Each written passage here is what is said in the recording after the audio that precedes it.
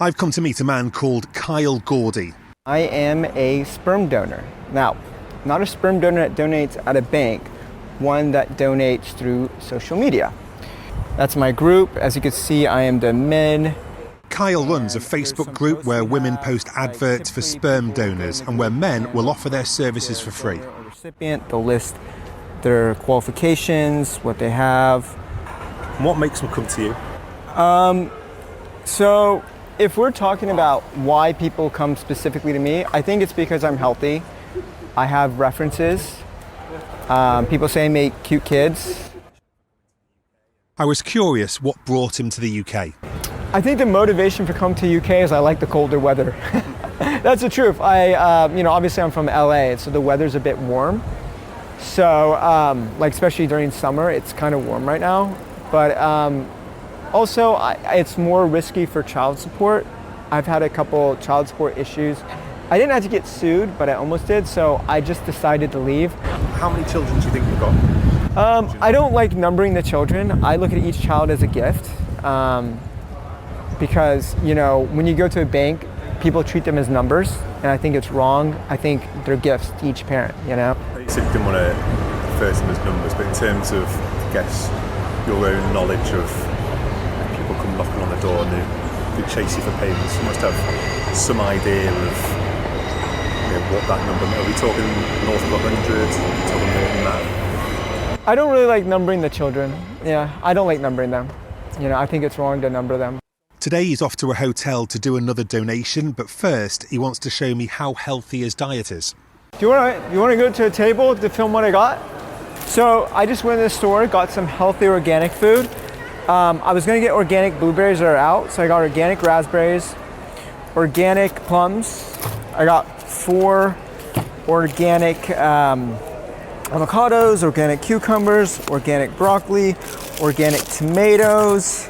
So this is typically what I eat to maintain my fertility. Obviously, I don't eat junk food. It's bad for your sperm and it'll kill your sperm. What is it about these foods that's so good for you? In general, they're good for you because they're organic, but any whole food that's natural and organic is probably going to be better than not natural and organic. They don't specifically raise your sperm, but they're good for you in general, except the salmon. Salmon's really good for sperm, so I have that. So I'm meeting this girl at a hotel to donate right now. So I'm going to travel there and then donate in 2 hours. So I'm going to take the train, a little bit over an hour, get there. The ovulation test was positive today. So today is the best day. I'll show you.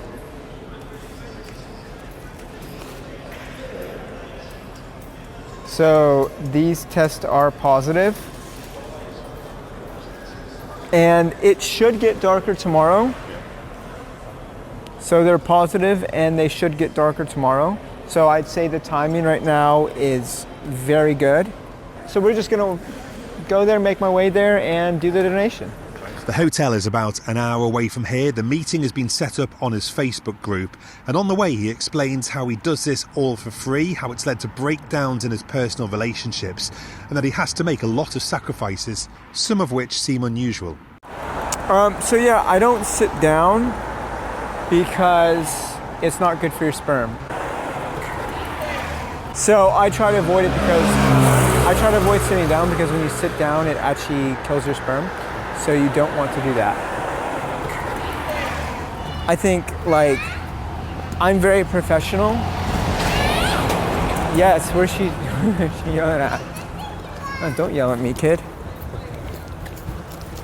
So pretty much what's gonna happen is I'm gonna go to the hotel, I'm gonna donate, probably about 15 minutes, gonna watch some porn, donate, and then she's gonna come in and gonna give her the sperm in a cup. She's gonna suck it up with a syringe, put her bum up on some pillows, and then she's gonna inject it. And then she's just gonna lay there all day, and I'm just gonna go home. And then maybe tomorrow I'll come back. What's that transaction like? 'Cause it sounds quite clinical. Obviously, it's a stranger. What's it like to actually be a part of that? Yeah, so the transaction is really quick. Maybe a minute of talking, just explaining the process, and then and then just doing it. It's just weird. It's not like, yeah, it is pretty clinical because she's like a lesbian, I believe, or she has a partner, she says. So it's going to be kind of clinical, going to go in and get out, and mission impossible. So do you have a room number, or do you just call her when you get there? She's not here yet. We have a few minutes before Kyle needs to go in, so it's a chance to see what kit he has to bring with him. Is that the cup?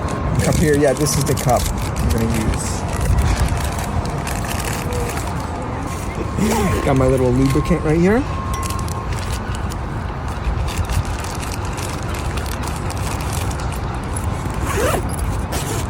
And then I just need my headphones for the porn. Yeah, I just got a video of one of my kids. Oh, he's playing soccer. Aw. I can't show that. No. but she just sent me a video of him playing soccer. Signed him up for soccer practice. Yay. It's gonna go, because...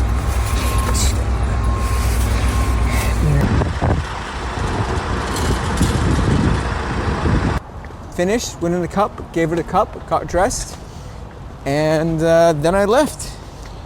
What was she like in terms of, this is a pretty big deal for anyone getting pregnant when they've not been able to do so. What was she like in her demeanour and just how she felt about the whole thing? She was nice. She understood how to do it pretty well. So I explained to her.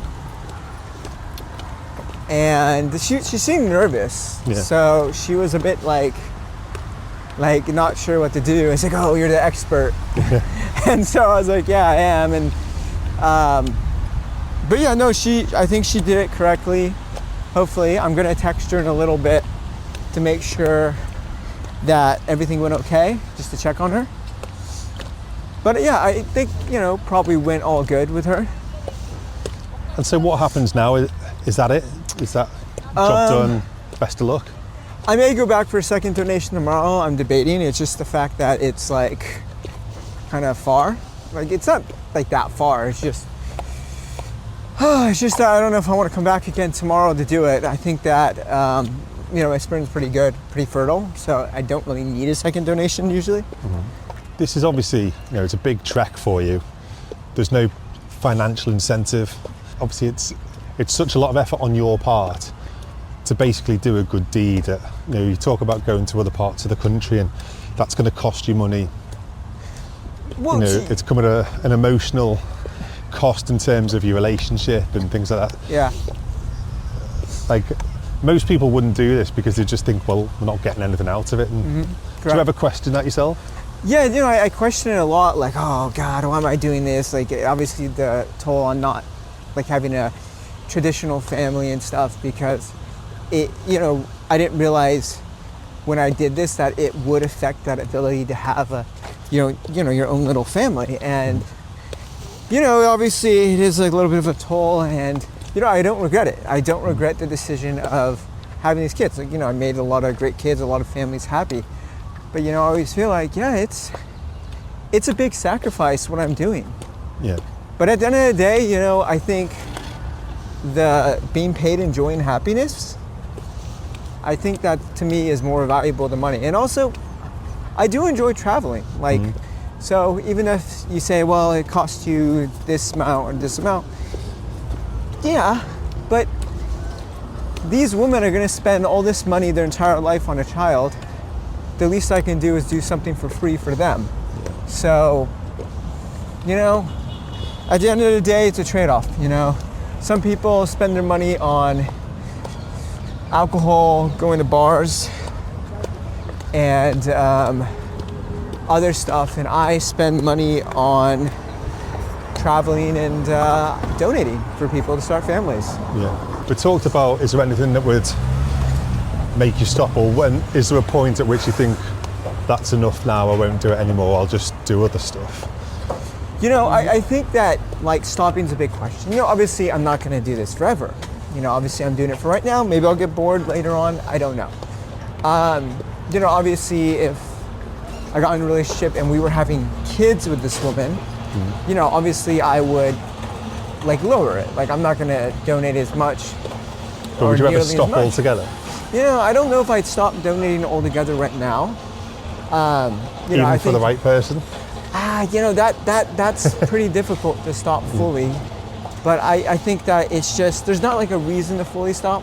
But like, obviously if I have my own kids with somebody and the right person came along, yeah, I would lower it a lot. Like I'd always make sure she and her kids are a priority. So that's kind of what I'm looking at. Always gonna make sure they're the priority. Like obviously I wouldn't just go donate if I'm needed to, you know, maybe watch a kid or something, Yeah. you know? You say there's not a reason to stop now, but would losing the love of your life potentially be a reason? You know, I think, you know, if see where I'm it coming came from? down to it, and you know, I think it'd be a very hard choice. But do you think it's like some form of addiction that you've been doing this so long that you either don't want to or you couldn't stop? Well, you know, I think I've been doing it so long is that it's more of the reason is there's no reason to stop because, you know, maybe you could say, well, this person has a kid, this person has a kid, but this person doesn't have their kid yet. Yeah. So, and also the siblings, you know, because some people want siblings. So I think, you know, obviously my payment and joy and happiness, that is the greatest joy of all, being paid and joy and happiness. I still get people contacting me for my help, and obviously I gotta pick and choose which ones are deserving. So How do you decide who's deserving? obviously if I feel like they're gonna give a child a good home, Yeah. I think that's the most important thing. You know, obviously I don't want someone that I feel like there could be harm to a child. And is that just based on a hunch you get from conversations you have, or do you go digging and stalk the Facebook a little bit and try and work out who they are? Sometimes. Yeah. Sometimes I'll look at them and I'll view who they are and see what they're gonna do. You know, if I think they're gonna be bad people, well, of course I can't help them. Recipients message me. Usually we arrange to meet over a coffee, chat. I explain the logistics of it if they're new to sperm donations.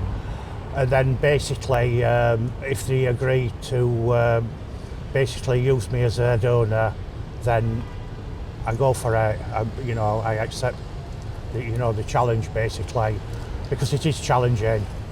Because there's that much discrimination and over and people are still repulsed by it even now after 30 years. These individuals, recipients as I call them, basically are discriminated. That's why these social media sites, Facebook, etc. exist, because of economic status, and also sexuality. 2/3 of recipients are lesbians, maybe one may be transgender. So basically it's always been political for me. And also some recipients, they may have been brought up in social care, they may have had slight mental health problems, they may have been through penal system, and I think it's highly unfair that they can't become adequate parents.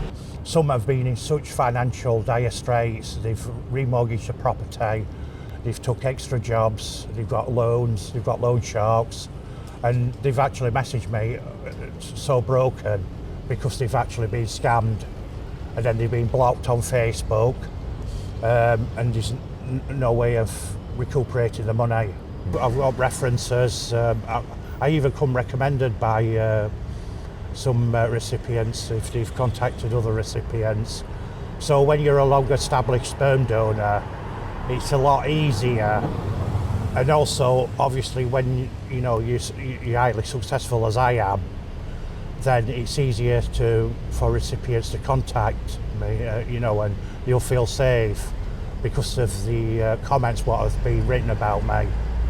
What do we define as success? Is this babies born? Do people getting pregnant? How? Conception, birth, and also a lot of the children have got quite the highly intelligent, the highly functionable. So as human beings,